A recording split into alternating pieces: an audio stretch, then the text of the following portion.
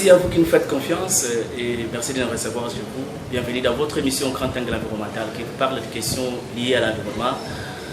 Vous comprenez bien et bien que nous sommes plus dans nos installations. Nous sommes précisément à Mwanda, dans le Congo central, où nous sommes reçus, où nous recevons. Si c'est nous qui recevons, parce que c'est notre émission, l'administrateur du territoire de Mwanda, il s'appelle Roger Koupa, qui gère le secteur. Roger Mbala Koupa, pour bien corriger, pour ne pas sauter aussi certaines parties de son nom. Roger Mbala Koupa, qui est l'administrateur du territoire de Mwanda, avec qui nous allons échanger sur toutes les questions liées à l'environnement de ce territoire, qui est Mwanda, comme je dis bien et bien, à qui d'abord nous commençons à dire bonjour et notre posons déjà la première question de nous présenter le territoire de Mwanda. Merci beaucoup, messieurs les journalistes. D'abord, je vous souhaite bienvenue dans notre bureau. Merci beaucoup pour cette émission que vous avez pensé recevoir moi, monsieur Roger Mbala Koupa, comme administrateur des territoires de Mwanda. Je reviens rapidement à votre question que vous avez voulu que je puisse vous parler un peu du territoire de Mwanda. Mwanda, c'est un ancien territoire, un très très ancien territoire qui a 3 secteurs. Nous avons vers le sud, nous appelons le sud, à ce moment quand nous mettons vers la nationale numéro 1, nous pouvons dire à droite. À droite, c'est le secteur des Assolongo. Un secteur qui a 2 groupements. Il y a un groupement terrestre, il y a aussi un groupement qui est dans les îlots. Et à gauche, ici, nous pouvons présenter le secteur de la mer qui prend l'océan Atlantique et qui va vers la route Boma. Au milieu là-bas, il se joint avec un 3e secteur qui est appelé Boma Bungu, qui va de Nzadi Congo, un village en cours de route là, jusqu'à 2 derniers villages avant d'arriver à Kinshasa. Donc même la ville de Boma étant presque dans le territoire de Mwanda, puisque nous la sautons légèrement, quelques quartiers de la ville sont dans les territoires de Mwanda vers le kilomètre 8. Mwanda, c'est un territoire qui a 3 tribus réelles majoritaires.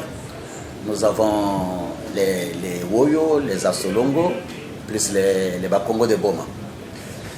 Ils sont régis par un tribu qu'on appelle Makukuma Tatou, qui vivent en collaboration, qui travaillent en pleine cohésion, et tout va bien dans les rythmes de la vie.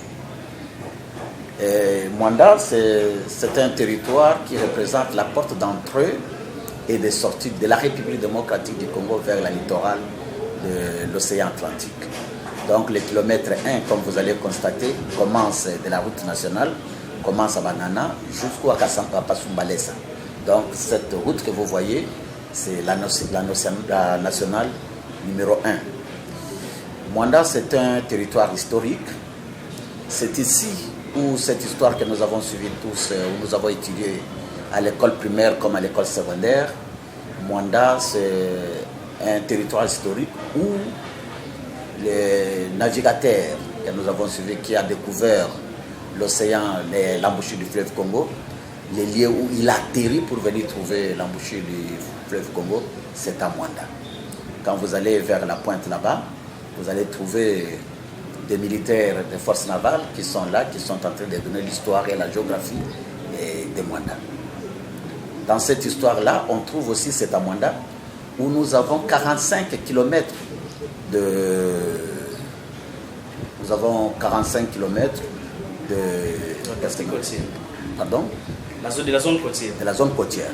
45 km à travers toute la République. C'est ici où nous avons vraiment la zone côtière la plus alimentée et plus kilométrée de l'océan Atlantique.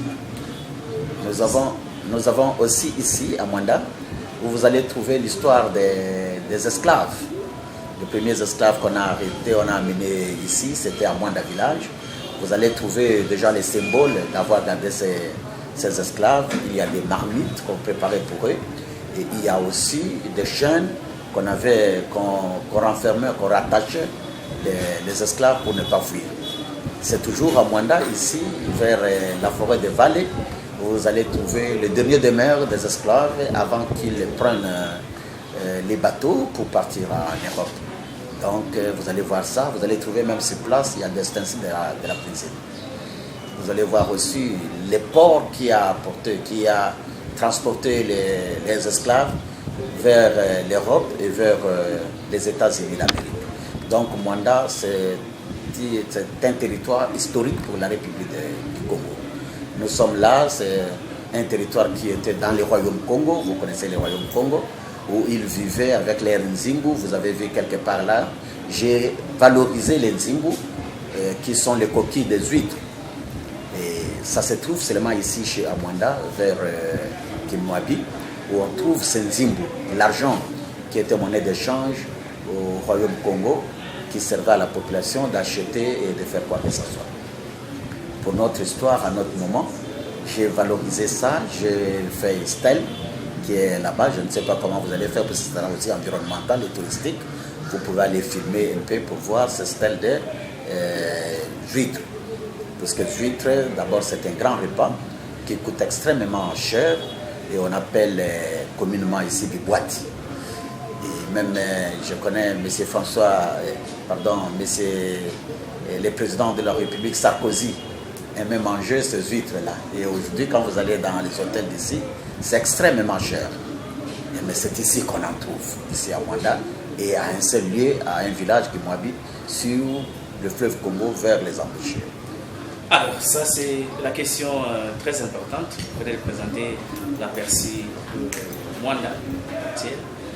Et aujourd'hui, si nous pouvons parler d'autres richesses, en dehors de l'alimentation, c'est que vous venez de citer une partie des espèces alimentaires qu'on trouve, qui étaient aussi en même temps historiques.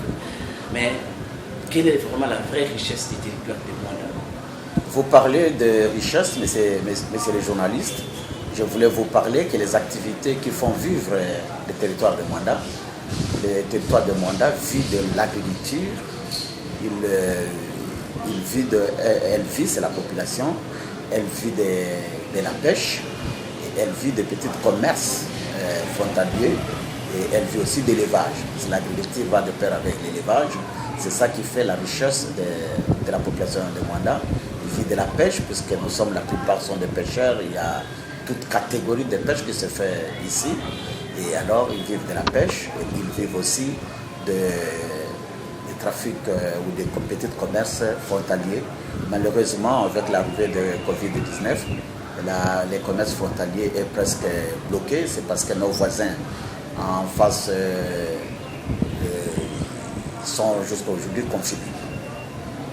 Donc c'est beaucoup plus la pêche, l'agriculture et les petits commerces frontaliers. Et les petits commerces frontaliers. Alors si nous pouvons prendre l'angle des richesses qui peuvent faire vivre le territoire de Mwanda, tout le monde croit, quand on parle de Mwanda, il ne voit que le pétrole. C'est de même avis que toute la population ou le territoire tout entier dépend du pétrole. C'est vrai, messieurs les journalistes, j'ai présenté tout à l'heure les activités que vive la population, mais il est nécessaire que je puisse vous raconter encore que Mwanda est assis sur le pétrole. Donc les bassins pétroliers de Mwanda, c'est ces bassins qui fait la richesse de ces points. Nous avons une grande société pétrolière que nous appelons Perencorep, Miok, qui fait du pétrole brut. Et nous avons aussi à côté la Socir qui fait le raffinement du pétrole. Donc nous avons deux grandes sociétés qui font vérité ici chez nous et qui travaillent sur du pétrole. Nous sommes en train aussi de lancer rapidement un appel pathétique à toute autre société qui fait du pétrole, que les vastes est très grand, ils peuvent venir aussi emboîter les pas vers ceux qui sont déjà sur place pour qu'on puisse faire directement le pétrole ici à Mwanda et que ce soit le produit fini. Au lieu qu'on commence à prendre le pétrole brut, on amène en Europe pour aller raffiner. Nous voulons que tout se passe ici, on extrait tout et on fait les produits finis pour que la République démocratique du Congo soit revalorisée. Non seulement ça aussi, vous avez vu que nous sommes un lieu touristique. Donc le tourisme joue un grand rôle ici au pays. Jusqu'aujourd'hui, nous sommes en train de chercher à entrer en partenariat. Dernièrement, j'avais reçu l'ambassadeur des États-Unis qui était venu ici. Il m'a parlé que nous pourrions expansionner les problèmes du tourisme si ça pouvait être très bien fait, que vous pourriez faire un déplacement pour les États-Unis. On va aller chercher des amateurs ou des professionnels sur le tourisme qui peuvent venir nous aider ici. Nous avons parlé aussi avec l'ambassadeur de l'Ouganda qui était venu ici. Il a même prononcé si nous pouvons faire aussi un petit tour en Entebbe et parler avec ces investisseurs qui sont là, qui pouvaient aussi venir nous voir. Et je lance cet appel pathétique plus aux Noirs américains, parce que c'est ici qu'ils trouvent leur histoire. Là où sont partis les Noirs pour aller en Europe, c'est ici où ils doivent venir exploiter. Il y a des places historiques qui demandent qu'ils viennent mettre des grands piliers pour ne pas perdre leur histoire. Sinon, ils seront comme un peuple sans source, sans histoire. Donc, c'est à Mwanda qu'ils doivent venir. Et d'ailleurs, nous avons gardé des places, par exemple, au port. Ils doivent faire de grandes choses là-bas pour remonter que c'est ici où les Noirs avaient traversé. Et même partout là où ils étaient, où ils ont été gardés. Alors, ça pouvait aussi aider. Je les lance réellement un appel pathétique de venir voir Mwanda et de venir reconnaître leur histoire pour qu'ils soient revalorisés. Comme vous parlez de tourisme, ça me donne directement l'occasion de vous poser la question sur votre relation avec le parc, parce que, comme vous avez cité, Mwanda c'est un point très attrayant grâce aussi à son potentiel touristique. Nous parlons du parc marin de Mangrove qui est l'unique en République démocratique du Congo. Aujourd'hui, nous pouvons savoir les liens qu'a l'administration territoriale et le parc marin de Mangrove qui est dans votre juridiction. Merci beaucoup, messieurs les journalistes. Ce qui fait la fierté aussi, toujours pour parler du territoire de Mwanda, c'est ce parc marin de Mangrove où nous avons un service public qui travaille là-bas, l'ICSN, en tant que service public qui dépend de l'administrateur des territoires tout en étant un service public, puisque l'administrateur des territoires représente le chef de l'État, il représente le gouverneur des provinces. Et conformément à la loi, tous les services qui sont avec nous ici, nous les accompagnons, nous travaillons en bonne collaboration. Donc, je dois vous avouer que nous avons de très bonnes collaborations avec eux et nous suivons de près tout ce qui se passe. Donc, c'est-à-dire à Mwanda que vous pouvez trouver les mangroves. Et les mangroves aident la République du Congo d'abord et le monde entier, parce que ça fait d'abord la reproduction des poissons qu'on doit manger, et ça fait l'attaque contre le réchauffement climatique, puisque aujourd'hui le monde entier est bouleversé par le réchauffement climatique, mais c'est ici que nous produisons avec nos mangroves pour amener à ce que les pays ou la République ou alors le monde puisse encore être garanti sur le réchauffement climatique. Donc vous avez vu, il y a beaucoup de Blancs qui viennent ici et c'est touristique. Nous invitons les gens de venir voir les mangroves. Les mangroves qui extraient, qui fait les vents, qui fait tout pour que partout ailleurs les gens ne puissent pas souffrir du climat, du réchauffement climatique. Voilà, ça c'est une bonne information d'apprendre déjà que vous êtes en parfaite harmonie avec le parc qui est dans votre juridiction. Mais pas plus longtemps qu'hier, vous avez reçu le président de l'Assemblée provinciale. Parmi les questions que vous avez évoquées figure la question de pollution. Alors, si vous regardez très bien, toutes ces pollutions sont directement déversées dans le parc. Et en même temps, le ministère de l'Environnement, au niveau national, récupère la taxe de la pollution. Mais quelle est la part, peut-être à titre d'information, peut-être que pas vous qui récupérez, c'est le ministère au sommet, parce que c'est une préoccupation que vous avez aussi posée. Quelle est la part du ministère de l'Environnement dans, par exemple, le nettoyage des parcs, des plages tout au long de l'océan, et en même temps, quelle est la solution que le ministère trouve par rapport à cette pollution? Certainement, comme vous avez dit, l'ICSN joue un rôle très important. Nous avons les mangroves et nous avons aussi quelques espèces protégées qui se trouvent là-bas. L'autre fois là, j'étais en tournée, je me suis vu tête à tête avec un crocodile, je me suis vu tête à tête avec quelques reptiles, entre autres un boa que j'ai trouvées dans l'eau qui venaient vers nous.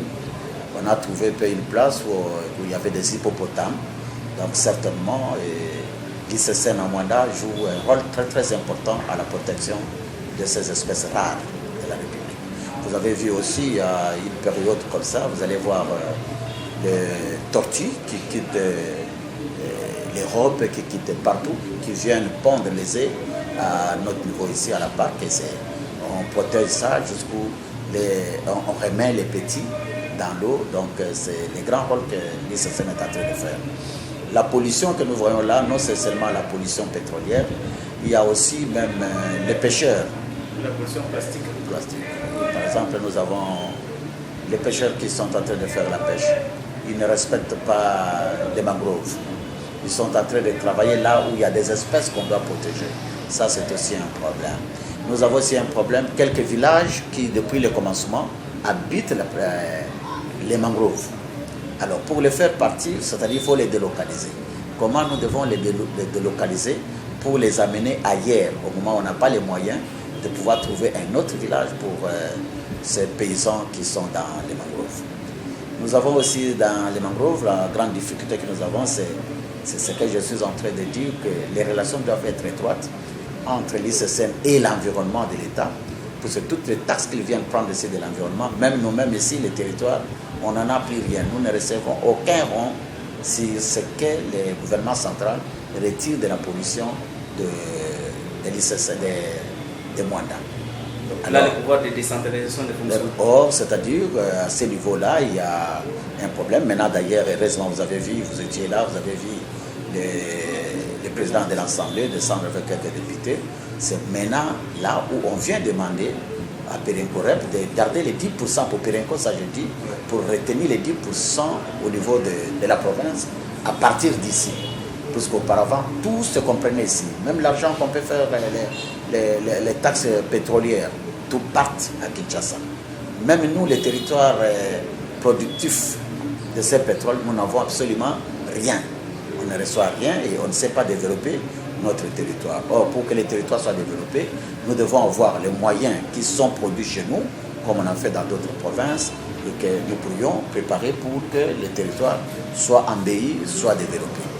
Alors, dans ce cadre-là aussi, c'est même l'ICCN, il ne reçoit rien de tous ces montants qu'on peut prendre, c'est la pollution, c'est ceci.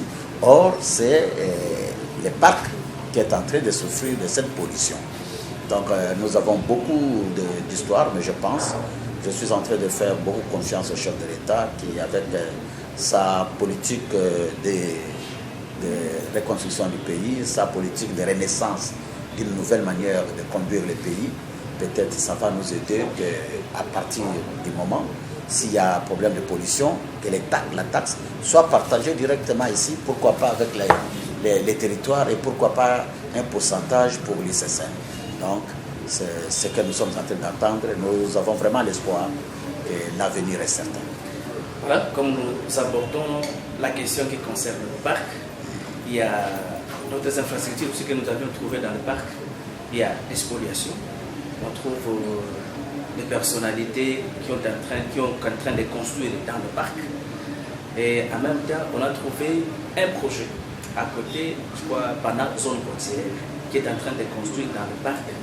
Mais à d'autres informations, le projet n'a même pas eu une autorisation auprès du parc.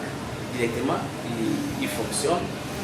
Est-ce que là, en même temps, le personnel qu'on a trouvé sur le terrain, il y a une catégorie de personnes généralement qui sont des journaliers, qui travaillent péniblement. Est-ce qu'ils vous apportent toutes ces informations en tant que l'autorité locale sur cette évolution? Oui, c'est vrai. Vous savez, messieurs les journalistes, que la République démocratique du Congo avait perdu beaucoup de sens de la gestion de la République. C'est ce que je suis en train de dire, que nous avons l'espoir que peut-être la situation peut changer. Les gens doivent savoir que quand vous travaillez dans une entité, vous dépendez directement de ce chef d'entité, c'est-à-dire, techniquement, vous êtes avec votre société, votre service, avec vos chefs, mais administrativement, vous dépendez de ce chef d'entité qui a besoin de toutes les informations, non pas seulement pour envoyer aux autres autorités, mais aussi pour faire le suivi de tout ce qui se passe chez vous et pour qu'on améliore à partir de nous-mêmes ici. On peut par exemple ces problèmes que nous appelons Panazone et ICSN. Si l'autorité n'a pas d'informations, comment il va traiter ces dossiers? Et ils prennent les informations. Quand ils savent qu'il y a l'argent qui est là, ils bloquent l'information. Ils ne disent pas l'autorité. Quand ça capote, ils viennent sortir vers l'autorité. Nous avons réglé ici dernièrement un différend que j'ai dit jusqu'aujourd'hui qu'on puisse taire ça entre l'ICSN et le commissariat maritime. Ce dossier se trouve aux instances judiciaires, mais je suis en train de demander, de marteler, qu'on puisse faire tomber et que ça devienne un problème administratif, que je vais travailler avec les deux services pour que la paix revienne, puisque nous avons besoin de la paix. Le chef de l'État a besoin de la paix. Si les gens ne peuvent pas parler les mêmes langages, les gens ne peuvent pas vivre en société, on ne peut pas faire le développement des milieux pour que ça avance. Et tout ça, c'est parce que c'est question d'intérêt. Alors, Panazone qui veut occuper aussi le terrain, justement pour travailler là où il y a le parc, le lycéen, il doit aussi aider, doit se présenter vers moi pour dire qu'il y a telle difficulté à tel niveau et je ne suis pas incompétent pour trouver des solutions adéquates. Donc nous allons trouver des solutions. En tout cas, je suis en train de vous dire, messieurs les journalistes, que j'ai la compétence de trouver toutes les solutions ici chez nous, sans toutefois aller déranger telle ou telle autre autorité. Mais néanmoins que je sois informé de ces problèmes-là. Trop souvent, je ne suis pas informé. J'avais dit tout à l'heure auprès de jeux de l'ICSN, je lui ai dit, monsieur Marcel, quand vous avez des touristes qui viennent arriver ici, qui veulent aller voir les mangroves, partout vous pouvez les faire passer, il faut me tenir informé. Vous me dites, nous avons reçu tel monsieur de telle nationalité qui sont venus, puisqu'à ce moment-là, moi je suis en train de suivre de près s'ils sont très bien partis et s'ils sont très bien revenus et s'ils sont bien répartis chez eux. Pourquoi? Quand il y a un problème dans l'eau, on ne va pas demander, mais c'est Marcel, on ne va pas demander l'ICSN, on va demander qui? L'administrateur des territoires. Alors nous, ça sont des petites matières de la gestion pour que nous pourrions travailler horizontalement et verticalement très bien. Alors je pense que dans l'avenir, comme nous sommes en 2021, j'ai commencé avec des réunions de 2021 pour dire aux gens que la période de je connais, va s'éteindre tout de suite là. Nous avons besoin de trouver les hommes qu'il faut à la place qu'il faut, qui doivent travailler avec amour pour notre pays et qui doivent faire un travail très bien fait. On n'a pas besoin de faire du clientélisme, on n'a pas besoin de faire le trafic d'influence, on n'a pas besoin d'amener la xénophobie ou le tribalisme, mais nous avons besoin au Congo l'unité nationale. Nous voulons que tout le monde se sente heureux de rester au Congo et de travailler pour le Congo et pour l'épanouissement et le développement de notre pays.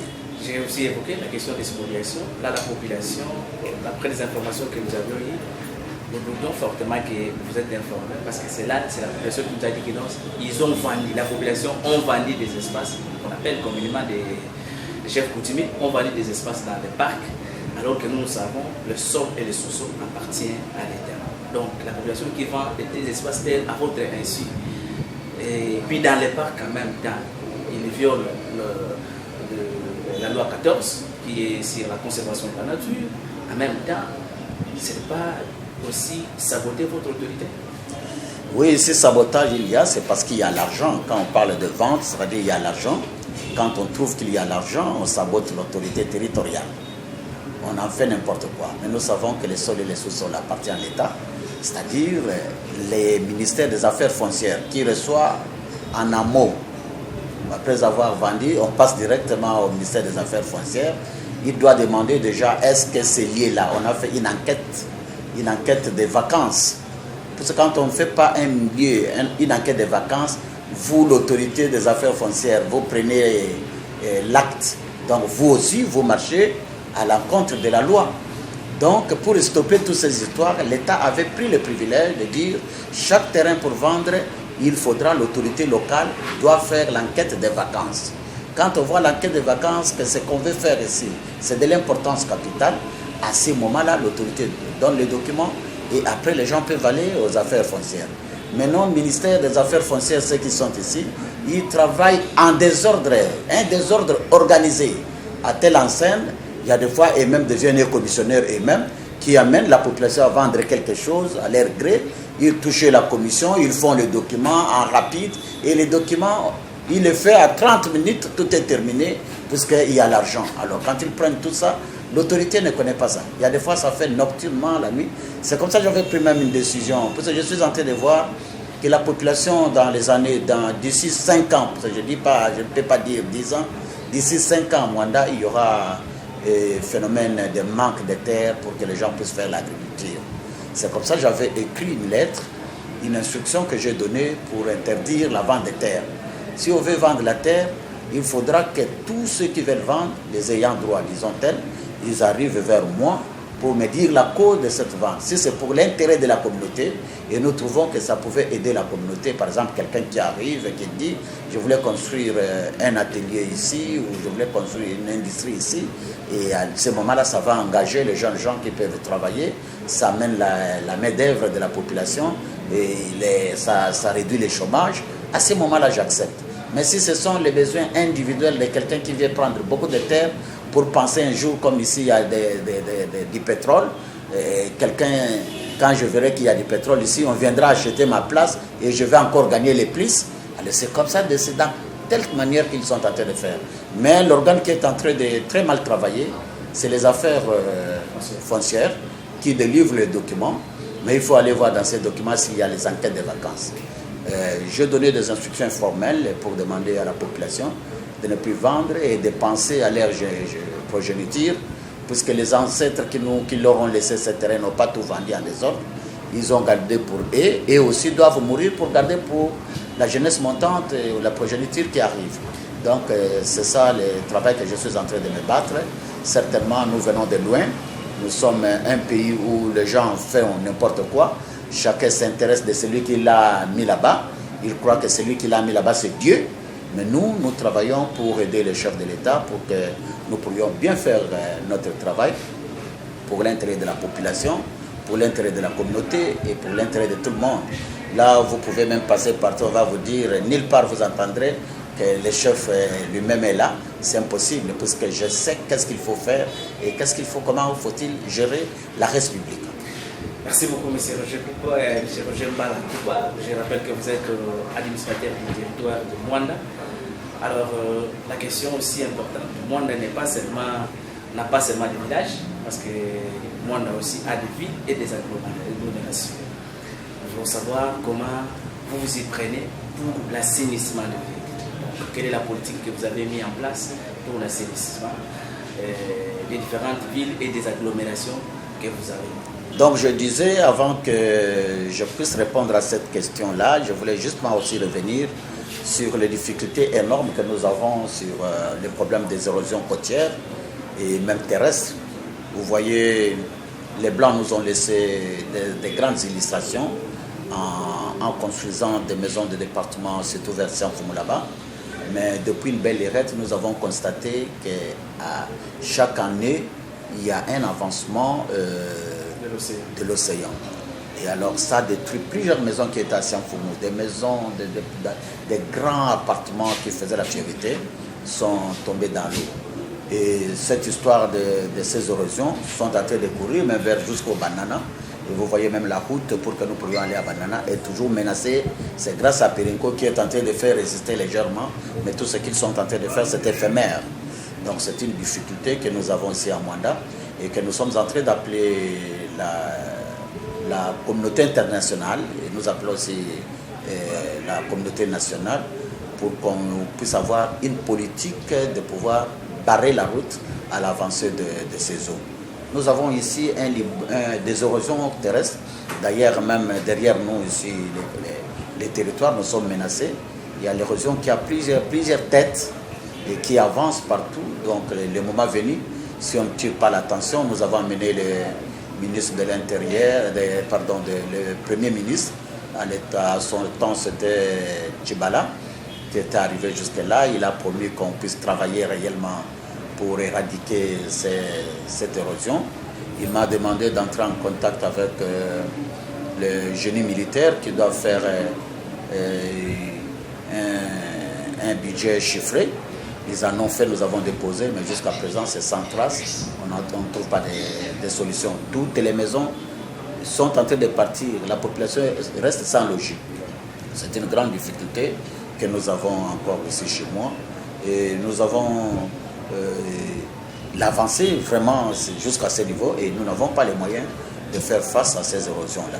Si on ne tire pas l'attention, le moment venu, vous allez entendre que la cité de Mwanda est coupée à deux. Dans la gestion des agglomérations de la cité, j'ai emmené une très très bonne politique. Vous savez que les fonctionnaires de l'État étaient délaissés. J'ai commencé mes réunions avec les chefs de groupement qui doivent savoir qu'ils ne sont pas seulement chefs de groupement pour la coutume, mais ils sont des agents de l'État puisqu'ils sont payés, ils ont un salaire. Ils doivent bien organiser leur administration dans leur village. Et je leur ai montré comment faire cette administration. Maintenant, aujourd'hui, à Mwanda, chaque chef de groupement a un bureau. Et dans ces bureaux, c'est la Périncorep d'ailleurs qui les a aidés, la plupart, ici surtout, là où ils ont des infrastructures à faire.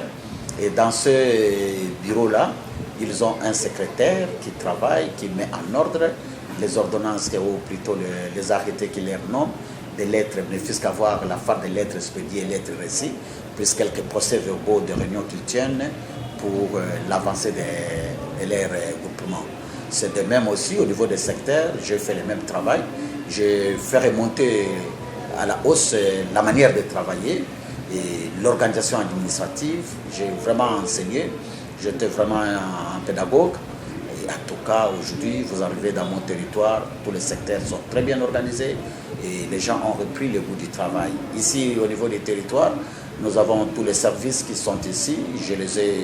J'ai tenu plusieurs réunions pour leur donner la fierté d'être un agent de l'État, tout en tenant compte sur les codes de bonne conduite de l'agent et fonctionnaire de l'État, afin que ça redonne le goût du travail, puisque les gens étaient fatigués, ça redonne le goût du travail, et nous pouvons faire le mieux pour l'avenir administratif de notre pays. Nous avons aussi dans mon secteur des agglomérations. Ces agglomérations sont au niveau du secteur de Boma-Bungu, vers Boma. J'ai l'agglomération de Sindi, j'ai l'agglomération de Lovo, j'ai l'agglomération de Mangala, 3 agglomérations. J'ai fait le même travail, je suis arrivé, j'ai redynamisé, j'ai donné les coups, on a fait, et puis aujourd'hui, vraiment, ça marche très bien. Donc, les relations sont très bonnes avec mes usagers administratifs et même ma population. Je suis en train de tout faire pour remonter. Certainement, ce n'est pas facile. Vous savez, nous sommes en train de travailler sans moyen de notre politique, mais nous sommes en train de tout faire pour que ça puisse bien marcher. Dans les problèmes d'assainissement, à Mwanda ici, auparavant, quand il pleuvait, vous ne pouvez pas passer. Mais depuis que j'étais là, j'avais institué les salongo, un salongo obligatoire que toute la population a accepté. Ils se sont mis au travail en un clin d'œil, on a vu changer. Ici, comme vous voyez, c'est un changement. Auparavant, ce n'était pas comme ça. Mais maintenant, c'est un changement. Aujourd'hui, les gens peuvent dire ouf, ouf de soulagement, ils sont en train de passer. Mais c'est ça, Salongo, il y a des difficultés. Les difficultés qui sont, c'est les outils réels pour donner à la population qui machette, qui bêche, qui tout ça. Mais nous n'avons pas les moyens de faire notre politique. Sinon, si on avait tous ces matériels du travail, en tout cas, j'ai une grande vision sur la politique des grands travaux ou de la politique d'assainissement dans notre pays, dans notre cité. Vous avez vu quand je suis arrivé ici, j'ai trouvé qu'il y avait un terrain de football où on jouait le football, il n'y avait pas de tribune. J'en ai fait la tribune. Quand vous allez passer là-bas, vous pouvez filmer la tribune que j'ai fait au stade là-bas. Ça donne maintenant le temps, même quand la première dame était ici, ou toutes les autorités qui viennent ici, ou tous les politiciens qui viennent faire leur meeting, ils peuvent trouver déjà un abri pour bien parler. Je pense aussi à notre population qui est loin de Kinshasa. Nous sommes à 700 km, mais qui doivent voir aussi le jet d'eau. Quand vous irez ici à Finan, vous allez trouver, nous avons fait la fontaine là-bas. Et c'est l'œuvre que je l'ai fait en plein du temps avec pas des moyens comme tel, mais c'est avec la diplomatie territoriale. Nous avons atteint, nous avons une fontaine là-bas. Et nous avons travaillé aussi avec moi-même en force avec Cocodem rapidement pour que nous ayons même l'éclairage public. On a renouvelé. J'étais moi-même au four au moulin pour aller transporter par exemple les projecteurs. Et nous avons travaillé à temps record, on a mis ça en place. Vous avez vu, je venais de dire que nous voulons aménager quelque part. Nous avons aménagé d'abord pour faire l'histoire des coquilles, stèles avec les coquilles. Je voulais vraiment pour cette environnementale. C'est là où vous allez trouver les coquilles des huîtres. Vous partez filmer, vous voyez, puisqu'avec ces coquilles, on peut construire, on peut mettre les pavements par coquille, on peut construire les murs par coquille. Donc c'est pour dire que ces coquilles historiques peuvent servir à beaucoup d'histoires, même pour le traitement Dieu, le mot Dieu, on fait, et puis ça lave les yeux, c'est ça. Vous allez voir ça. Et nous sommes en train de nous mater tout de suite là pour essayer un peu de valoriser une figure de proue qui est M. Paul Panda Farnana, qui est décédé. C'est le premier universitaire de la République démocratique du Congo et qui est d'ici, qui est de Mwanda, qui est du secteur de la mer. Et c'est celui-là qui a été le premier recruté à l'armée belge en Europe. Et c'est toujours lui. Nous, on l'a perdu de vie et nous voulons le valoriser pour faire la stèle pour lui. On a intérêt. De l'autre côté, le gouverneur va construire le mausolée. Mais nous allons un peu nous mettre pour que nous pourrions travailler avec la population. Et je demande aux gens de bonne volonté de pouvoir venir aider les idées, les initiatives qui sont appropriées, que nous voulons mettre en place. Mais nous n'avons pas de moyens personnels. Mais alors que les gens nous aident pour que nous pourrions vraiment remettre tout en jour. Donc on va construire bientôt la stèle Paul Panda. C'est le lieu là où il y a des huîtres, que ce sont des personnes historiques que nous allons faire. Alors la grande difficulté que nous avons encore plus, c'est les problèmes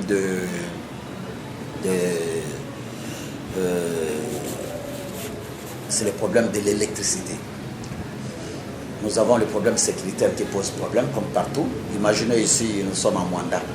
Mwanda, c'est un coin où nous avons plus ou moins à gauche, à droite ici sur la voie maritime, nous avons plus ou moins 4 frontières. Il y a Yachi, il y a Kindofula, il y a Inkat et il y a Bakuyanga.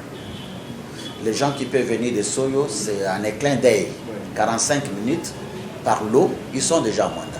Et ces frontières sont perméables, ils entrent n'importe où, ils viennent n'importe quel moyen. Et ils sont à Mwanda. De l'autre côté, en face, nous avons 3 frontières qui sont frontières terrestres. Il y a Malongo, il y a Yema et il y a Lindu. Les gens peuvent quitter Cabinda en un plein d'œil. Ils peuvent entrer ici chez nous. Puisque d'ici Cabinda, nous avons 26 km et 26 km chez eux. Nous ici, comme nous n'avons pas de route, nous pouvons prendre d'ici Yema peut-être 30 minutes ou 45 minutes. Mais les 26 km de la frontière jusqu'à Cabinda, ils en font que 20 minutes, puisque c'est asphalté, c'est clair. Alors, maintenant, ces gens-là peuvent entrer chez nous à tout moment, en un clin d'œil, puisque les frontières sont perméables. Pourquoi il n'y a pas de militaires, il n'y a pas de... Ça peut avoir des militaires, ça peut avoir tout, mais ces militaires ne sont pas outillés. Il y a beaucoup d'histoires, je ne peux pas trop parler là-bas, mais je vous dis que ça demande de redynamiser nos frontières. Alors, ce problème fait état que le territoire de Mwanda ou la cité de Mwanda, ici, le chef-lieu du territoire, a des problèmes. A des problèmes d'avoir plusieurs personnes sur le terrain. C'est comme ça, politiquement, de gestion, j'ai demandé qu'il y ait un recensement. Le recensement où on va voir dans chaque parcelle qui sont là-bas. Et en plus, nous avons un problème. Des gens qui sont venus acheter des parcelles ici chez nous, ils les ont construits il y a des fois, et de ceux-là qui n'ont pas construit. Et tous ces milliers-là qu'on a construits sans habiter, ça fait objet des abris de voleurs. C'est comme nous avons aussi des parcelles non encore construites, et où il y a excès d'herbe, et ça fait aussi allusion d'abris de voleurs ou de criminels. Alors ça demande aussi un travail de grand état. Et puis la grande difficulté, c'est la police. La police, d'abord, un petit nombre que nous avons, et moins outillés. On n'a pas, la police n'a même pas de matraque, la police n'a même pas de cracas, la police n'a même pas de véhicules, pas de motos, pas de vélos. Et alors pour faire le travail dans ces de sécurité, c'est vraiment difficile. Donc c'est ça que je demande aussi aux autorités de pouvoir venir tirer l'attention sur nous, afin de nous aider de faire très bien notre travail. Nous avons envie d'aider les Congo, nous avons envie de servir notre pays. Peut-être nous sommes parmi les gens qui aiment le pays patriotiquement et qui veulent servir le pays, mais nous n'avons pas les moyens de faire notre politique. C'est ça une grande difficulté. Donc bref, je suis en train de vous dire qu'environnementalement, nous sommes en train de faire l'effort. Les services d'environnement ici, nous avons changé le système du travail. Nous sommes en train de donner de grandes informations pour eux, pour que tout change. Et puis, ceux aussi qui doivent payer des amendes pour la pollution. Certainement, à Mwanda, nous avons un problème de la pollution exagéré. Les gens souffrent de Dieu. Il y a aussi beaucoup de morts d'hommes, puisque on ne sait pas qu'est-ce qu'il y a. Et dernièrement, j'avais pensé préparer un atelier où on doit venir réfléchir sur la recrudescence des décès à Mwanda. Donc, vous allez entendre quelqu'un qui est mort à la maison. On ne sait pas de quoi il est mort.